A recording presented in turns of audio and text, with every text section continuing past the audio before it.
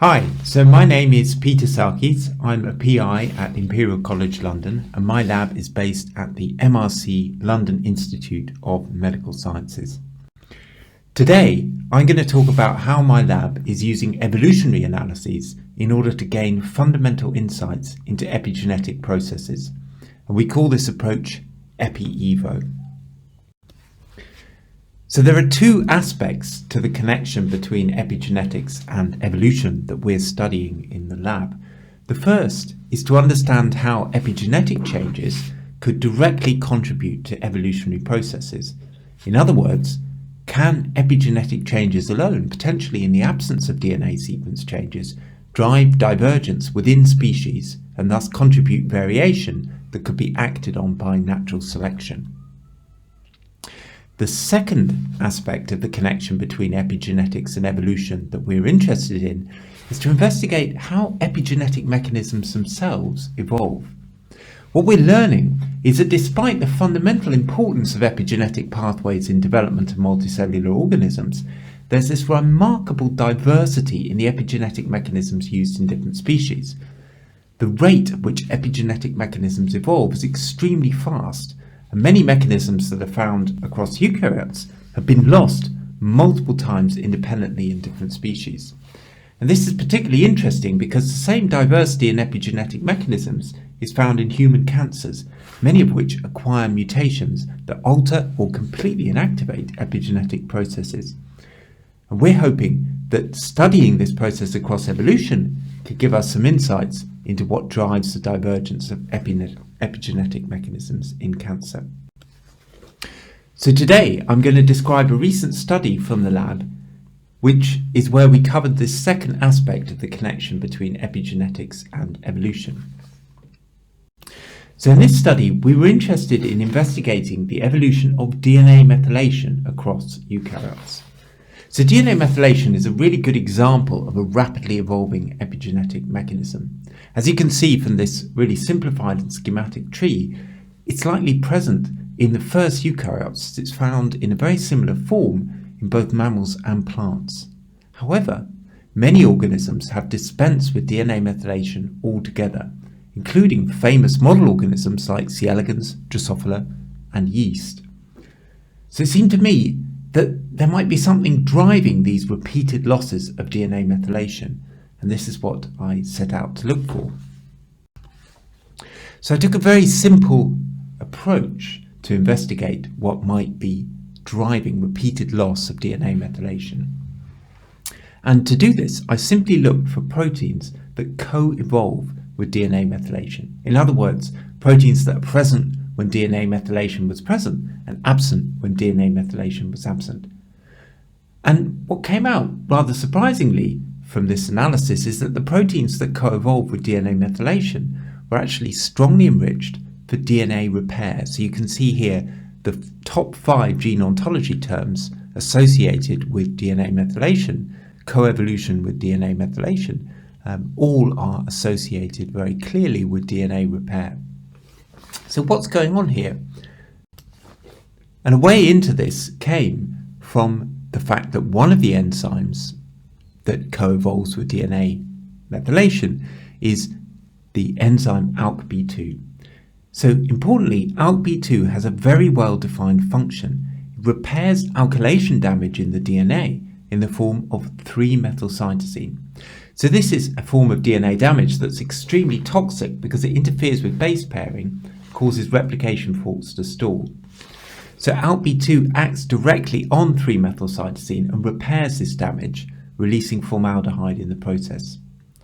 So it seemed to me that there might be a direct connection between the chemical product of DNA methylation, which is 5-methylcytosine and used in gene regulation, and this alkylation damage 3-methylcytosine, which is repaired by ALKB2.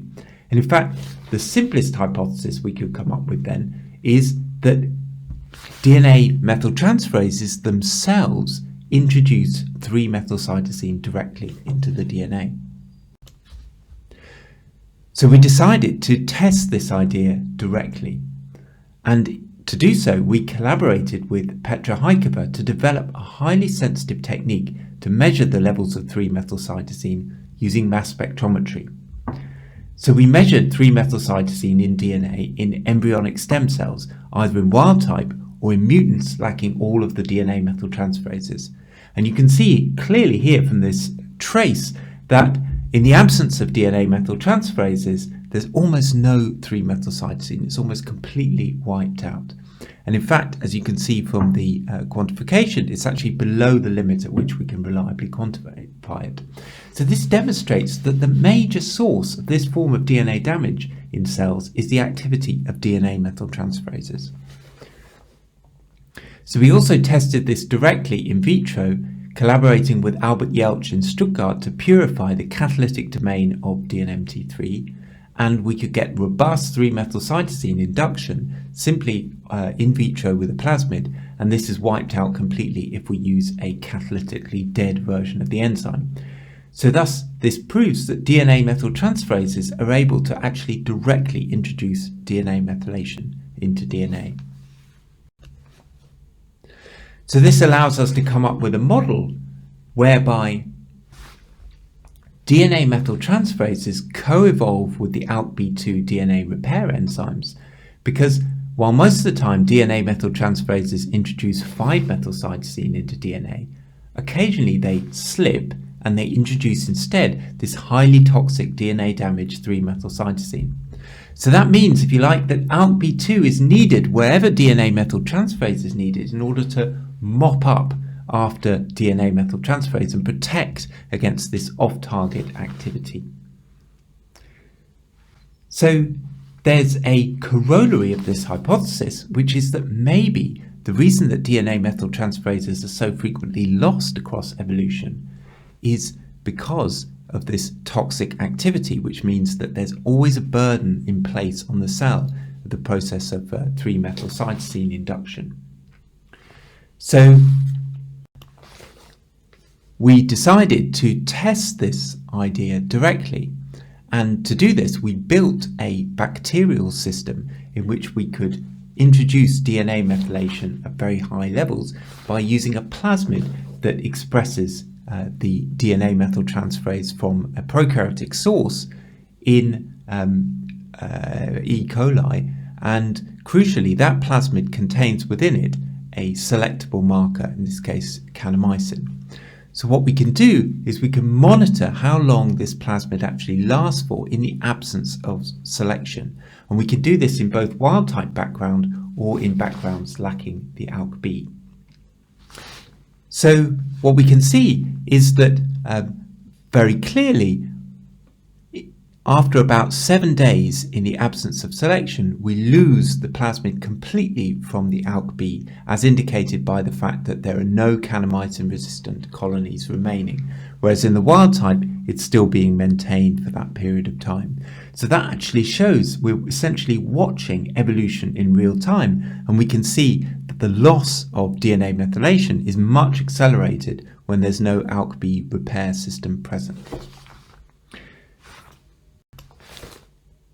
So even more dramatically, we can really accelerate this by adding a low dose of alkylating agents. So this is actually a dose that's so low that we don't even be able to measure the sensitivity even in ALK-B cells when we grow for short periods of time. However, in this chronic exposure to the alkylating agent, we find that it dramatically speeds up the loss of the DNA methylation activity. So you can see here that after only 2 days, there are no kanamycin-resistant colonies remaining in ALK-B mutants, showing clearly that the rate at which the DNA methylation is lost is very, very rapid indeed. And indeed, we also see an acceleration of the rate of loss in wild type. So here we can see that it's lost after 5 days, whereas previously it was being maintained for at least 7 days without any problems. So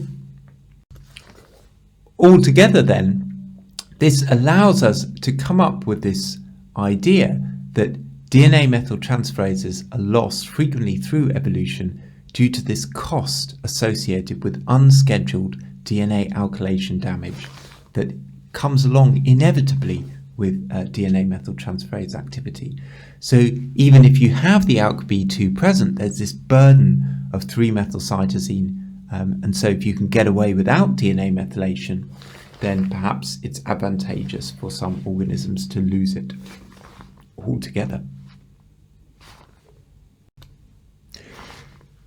So, in the last few minutes, I want to move on to talk about some unpublished work in which we have begun to explore a possible connection between this off-target activity of DNA methyltransferases and methylation in cancer. So, an interesting and well-known phenomenon in cancer is that genome-wide, cancer cells tend to have low levels of methylation compared to the cell of origin. So they tend to become hypomethylated across the genome. So there are some few areas which become hypermethylated, promoters of tumor suppressor genes, for example, but the more general global phenomenon is that we find loss of methylation, hypomethylation. And what we wondered is whether the off-target activity of DNA methyltransferases might in some way be contributing to this. And the idea behind this hypothesis is that 3-methyl. So to test this idea, what we did was to use data from the TCGA, which is essentially an atlas of gene expression across lots of different types of cancers. And we looked at the expression of ALK-B2 and DNA methyltransferases. And what we see is a very clear co-expression between ALK-B2 and DNMT. So basically, the cells with the highest expression of DNMT also have the highest expression of ALK-B2. So that supports the idea that just as in individual species, you need to have ALK-B2 present to mop up after DNA methyltransferases, exactly the same is true in cancer. High activity of DNA methyltransferase necessitates high activity of ALK-B2 to repair it. So this fits with the idea that if you have low levels of ALK-B2, this might actually drive lower levels of DNA methylation across cancers.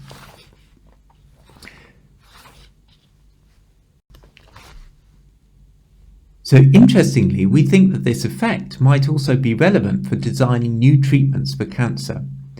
In particular, what we've done here is to use data from cancer cell lines which are stratified by the ratio of DNMT to ALK-B2. So high ratio of DNMT to ALK-B2 on the left and low ratio of DNMT to ALK-B2 on the right-hand side.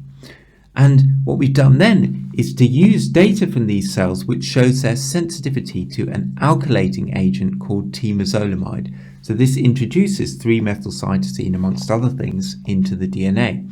And what we can see here is that increased sensitivity to temozolomide is correlated with having a high activity of DNA methyltransferase and a low activity of ALK-B2.